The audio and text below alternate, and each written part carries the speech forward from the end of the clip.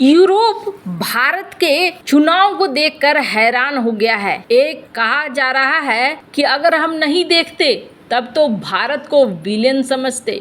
जानेंगे क्या है मामला। तो वहीं दूसरी तरफ आखिरी ग्लेशियर भी पिघल कर खत्म हो गया एक देश का। क्या प्रलय के रास्ते पर बढ़ रही है दुनिया। जियोपॉलिटिक्स में और देशों में बहुत सारी चीजें चल रही है, जानने को मिलेगा बहुत कुछ। आइए जानते हैं इन खबरों को विस्तार से। इंसानी लालच ने दुनिया को प्रलय के रास्ते पर धकेल दिया है और जिस तरह से प्रकृति का नुकसान किया जा रहा है वो एक ऐसी तबाही की तरफ ले जा रही है जो इस धरती से इंसानी वजूद को ही खत्म कर सकता है। अगर आप भी सोचते हैं कि जलवायु परिवर्तन कुछ नहीं है या फिर हमें जलवायु परिवर्तन से क्या मतलब है, तो इसका मतलब है कि आप इंसानों के अस्तित्व के लिए बहुत घातक हैं। वेनेजुएला मैप में जो इस देश को देख रहे हैं, ये दुनिया का पहला वो देश बन गया है जिसने अपने सभी ग्लेशियर खो दिए हैं। वेनेजुएला आधुनिक इतिहास में अपने सभी ग्लेशियर खोने वाला पहला देश बन गया है और निश्चित तौर पर वो आखिरी देश नहीं है। कई देश वेनेजुएला के रास्ते पर ही हैं। अगले कुछ दशकों में पूरी तरह से अपने ग्लेशियर को खत्म कर लेंगे।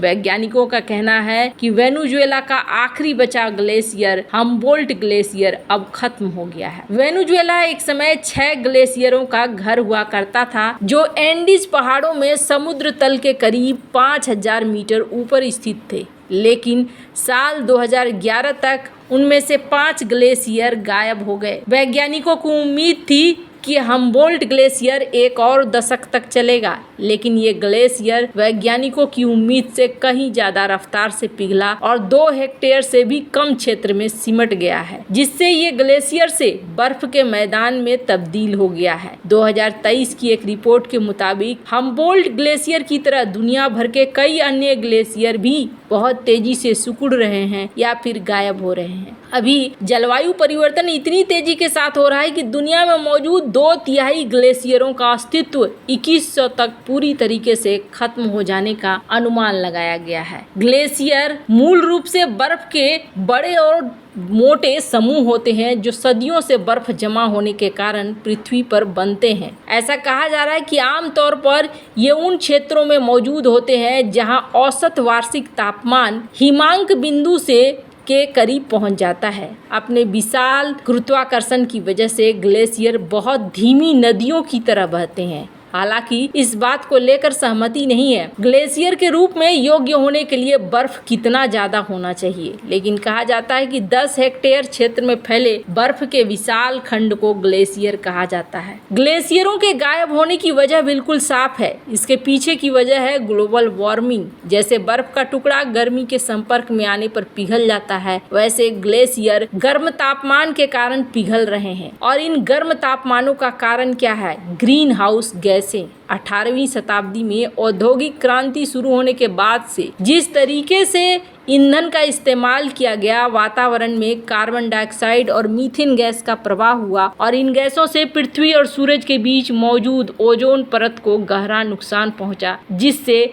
दुनिया के तापमान में वृद्धि हो गई। हाल के दशकों में जिस तरीके से दुनिया के तापमान में वृद्धि हुई है, ग्लेशियर पिघलने शुरू हो गए। Andes, Argentina, Bolivia, Chile, Colombia, Ecuador, Peru, Venezuela के कुछ हिस्सों से गुजरने में तो और देखने को मिल रहा है कि यहाँ गर्माहट बहुत ज्यादा बढ़ रही है और ग्लेशियर पिघल रहे हैं। अब जहाँ वेनेजुएला के साथ ये सब कुछ हुआ है, मन में ख्याल आएगा कि क्या भारत के साथ भी ऐसा हो सकता है। भारत पर भी अपने ग्लेशियर खोने का खतरा मंडरा रहा है। एक रिपोर्ट कह रही है कि हिंदू कुश हिमालय पर्वत श्रृंखला में ग्लेशियर अभूतपूर्व दर से पिघल रहे हैं। यदि गैसों के उत्सर्जन में भारी कमी नहीं की गई तो इस सदी के खत्म होते होते भारत के ग्लेशियर 80% से ज्यादा खत्म हो जाएंगे। यानी अगले 75 सालों में 80% भारतीय ग्लेशियर खत्म हो जाएंगे। ग्लेशियर मीठे पानी का एक महत्वपूर्ण स्रोत होता है, खासकर गर्म और शुष्क मौसम के दौरान। उनके गायब होने का मतलब है कि किसी को मीठे पानी के लिए पूरी तरह से बारिश पर निर्भर रहना होगा। ग्लेशियरों से बहने वाला ठंडा पानी नीचे की ओर पानी के तापमान को ठंडा रखता है, पर ये सारी चीजें खत्म हो जाएंगी। खैर, जहाँ एक तरफ ये सब कुछ हो रहा है तो वहीं दूसरी तरफ लोकसभा चुनाव को कवर करने दिल्ली पहुंचे ब्रिटिश पत्रकार सैम स्टीवेंस नए भारत को देखकर हैरान हैं। उन्होंने कहा कि दुनिया को नए भारत की कहानी सुनाना काफी जरूरी है। यूके स्थित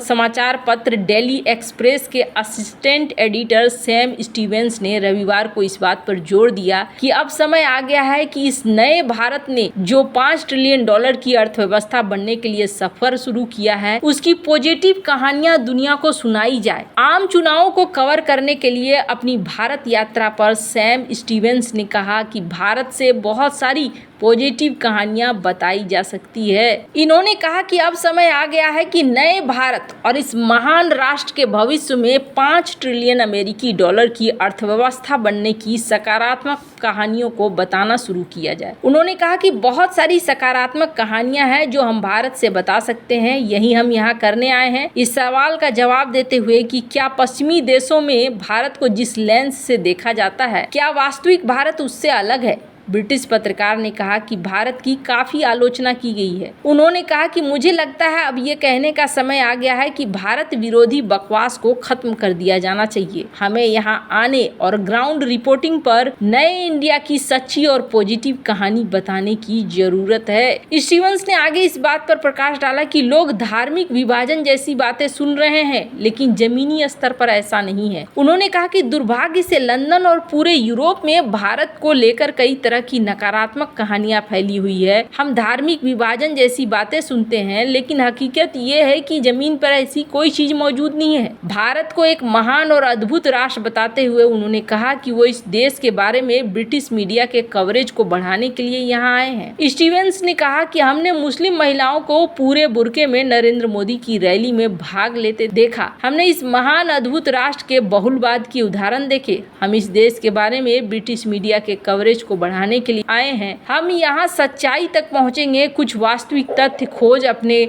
घर लंदन ले जाएंगे। स्टीवेंसन ने कहा कि पूरे यूरोप और पश्चिम में भारत के बारे में धारणा अच्छी नहीं है। उन्होंने कहा ऐसा इसलिए है क्योंकि हमें प्रेस ने निगेटिव कहानी सुनाई है। उन्होंने जोर देकर कहा कि ये शर्म की बात है, क्योंकि वास्तव में लोगों को यहाँ आने, इसे अपने आंखों से देखने, इसे जीने, यहाँ सांस लेने, यहाँ के लोगों से मिलने की जरूरत है। जमीनी स्तर पर लोगों से बात करें, आप देखेंगे कि नया भारत और ब्रिटेन हम भलाई के लिए एक ताकत बन सकते हैं। हालांकि बहुत सारे ऐसे विदेशी हैं जिनको ये बात लगती है और ये कहीं ना कहीं एक बड़ा सच है। भारत को लेकर इनके मन में एक बहुत पुरानी छवि बैठी हुई है, ठीक वही छवि जो अंग्रेजों के ज़माने में बिठाई गई है। और अब समय आ गया है, भारत ने कई सारे डेलीगेशन को भी मौका दिया है कि वो यहाँ आए, यहाँ के चुनाव कवरेज को देखें, यहाँ की चीज़ों को देखें और हालात को समझें। और यहाँ आने वाले लोग एकदम से उल्टी चीज़ें देख रहे हैं और देख रहे हैं कि वो जो सुनकर आए थे उसके विपरीत भारत में हो रहा है। ये भारत के लिए अच्छी बात है कि भारत की पॉजिटिव छवि अब यहाँ से निकल रही है। वैसे आपको क्या लगता है, इन सब मामले में आपकी क्या राय है, कमेंट कर जरूर बताएं। जल्द मिलते हैं अगले वीडियो में नई खबर के साथ।